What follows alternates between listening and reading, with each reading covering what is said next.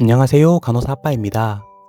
아내가 출산하고 나면 도대체 남편은 뭘 어떻게 해야 하는지 막막하신 분들 정말 많으시죠? 저도 와이프 출산할 때 그냥 옆에서 지켜보다가 시키는 일 잘하면 좋은 남편인 줄 알았는데 알고 보니 제가 알아서 척척 해줘야 할 일들이 정말 많더라고요. 그래서 오늘은 출산 직후부터 남편이 꼭 해야 하는 일들 순서대로 정리해 왔습니다. 우리 남편분들, 출산 후 아내를 어떻게 대하느냐에 따라 부부의 미래가 달라집니다.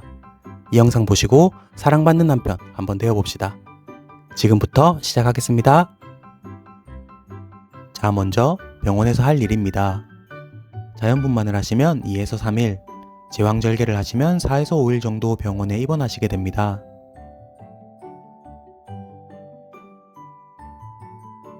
첫 번째로 아기 첫 순간 기록하기입니다. 출산 직후 아기를 처음 보면 너무 설레고 떨려서 정신이 하나도 없습니다. 그래서 그 순간 영상을 남기지 못하고 그냥 지나가는 분들 정말 많습니다.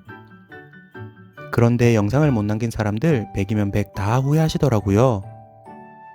아, 그때 영상 하나 찍어둘걸 하는 마음 평생 갑니다. 그러니까 꼭 전화기 챙기시고 아기가 세상에 나온 첫 울음소리, 엄마가 아기를 처음 안아주는 순간 그런 장면들을 영상으로 꼭 남겨주세요.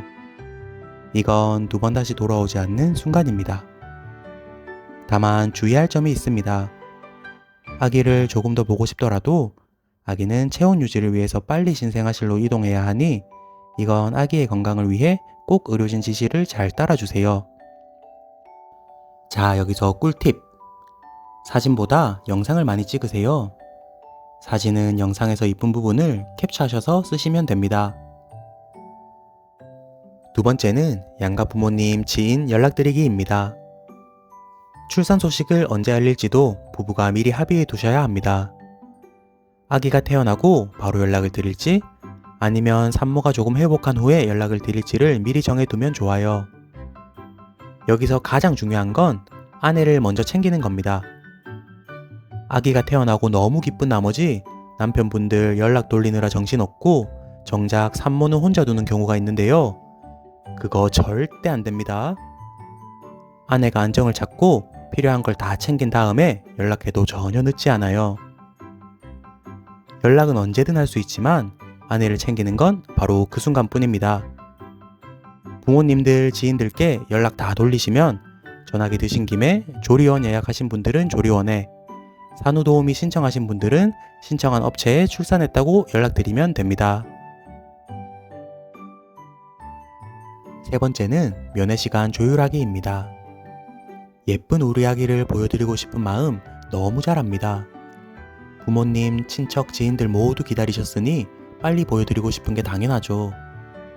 하지만 출산 직후 산모의 몸 상태는 적게는 하루에서 이틀, 길게는 일주일까지도 회복이 많이 힘듭니다. 특히 제왕절개 산모는 더 힘들죠. 그러니까 들뜬 마음은 조금 가라앉히고 아내 상태를 먼저 확인하세요.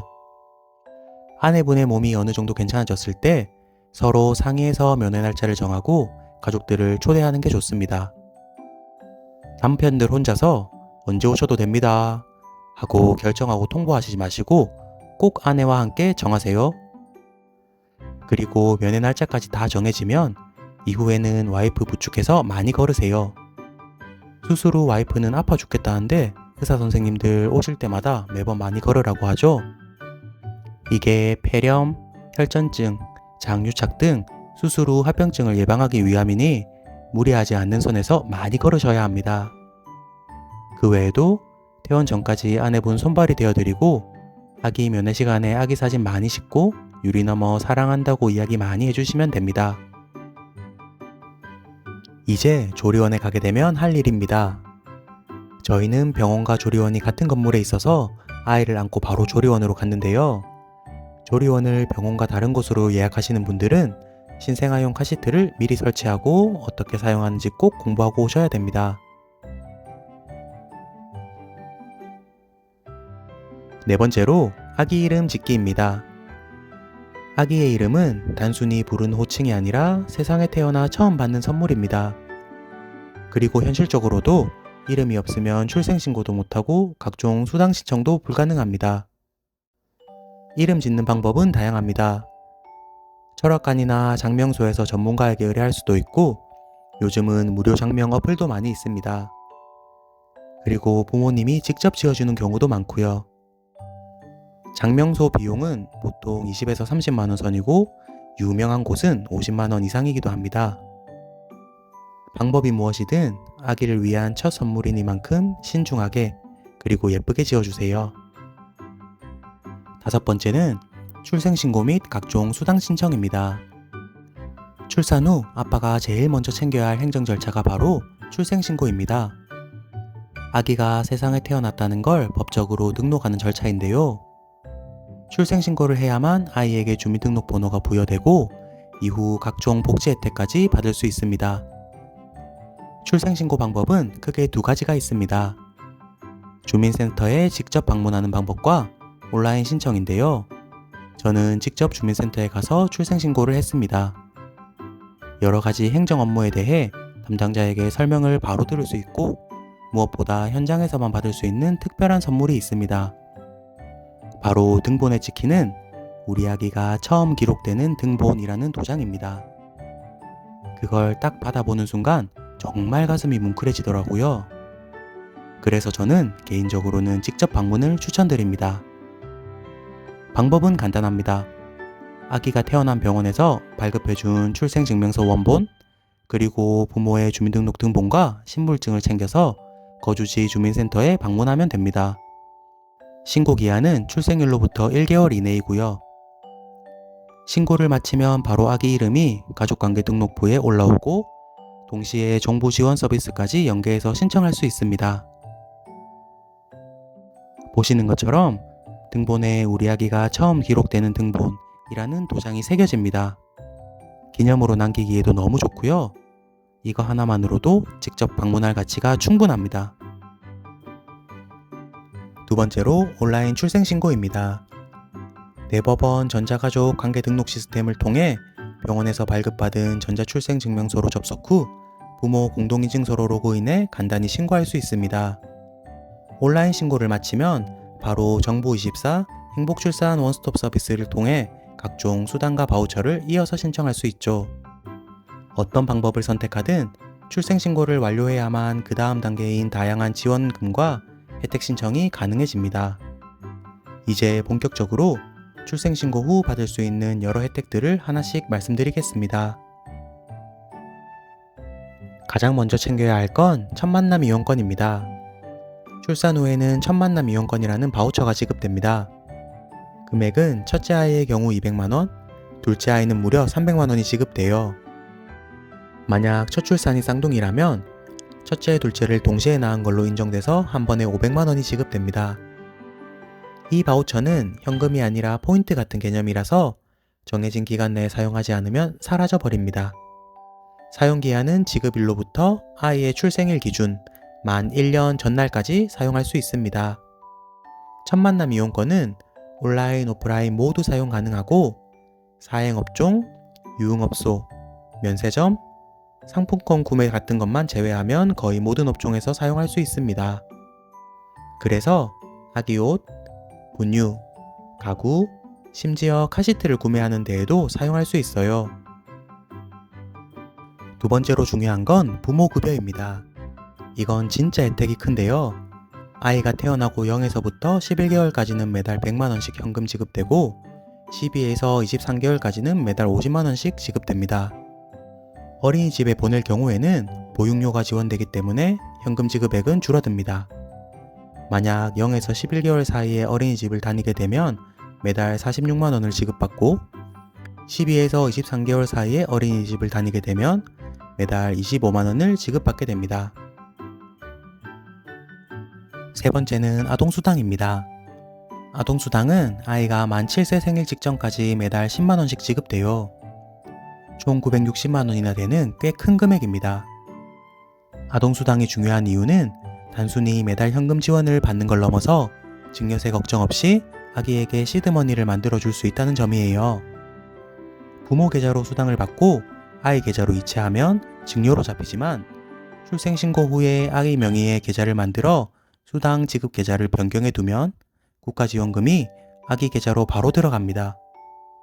그렇게 되면 증여가 아니라 국가가 직접 지급하는 거라서 960만 원 전부가 아기 재산으로 깔끔하게 쌓이게 되는 거죠.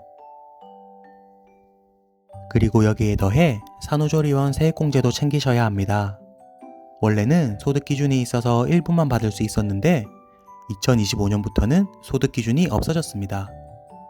산후조리원 비용의 15%를 공제받을 수 있고 최대 200만 원까지 가능합니다. 예를 들어 조리원 비용이 300만 원이라면 15%인 약 45만 원을 돌려받는 셈이에요. 연말정산에서 의료비 세액공제로 신청하면 되니까 꼭 현금 영수증이나 카드 영수증을 챙겨두셔야 합니다. 또 하나 놓치기 쉬운 게 있는데 전기세 감면 서비스입니다. 출산 가정이라면 전기요금의 30%를 최대 16,000원까지 감면받을 수 있는데요. 아기가 만 36개월 될 때까지 적용됩니다. 여름에는 에어컨, 겨울에는 가습기 때문에 전기세가 확 늘어나는데 이 제도를 신청해두면 매달 조금씩이라도 절약하실 수 있습니다. 온라인으로도 신청하실 수 있지만 지역번호 더하기 123번에 전화하셔서 한전에 문의하면 가장 쉽게 신청할 수 있습니다. 마지막으로 지역마다 제공하는 출산지원금이 있습니다. 제가 살고 있는 부산의 경우 아기를 출생신고하면 출생아 1인당 100만원, 쌍둥이는 200만원, 3태아 이상은 300만원까지 지원받을 수 있습니다. 산후도우미 본인 부담금 영수증, 조리원 입실 확인서, 카드 영수증, 통장사본을 제출하면 환급되는 방식이에요. 출산지원금은 지역마다 신청 방법이나 지급 방식, 기한이 다 다를 수 있으니 꼭 확인해 보셔야 합니다. 여섯 번째로 BCG 예방접종입니다. 출산 후 아기에게 꼭 필요한 예방접종 중 하나가 BCG입니다. 접종 시기는 생후 3에서 4주, 체중이 3kg 이상일 때 가능하고 접종 방식은 우리가 흔히 불주사로 알고 있는 비내용, 도장주사로 알고 있는 경피용 두 가지가 있습니다. 각각 장단점이 있으니 부부가 미리 상의해서 결정하세요.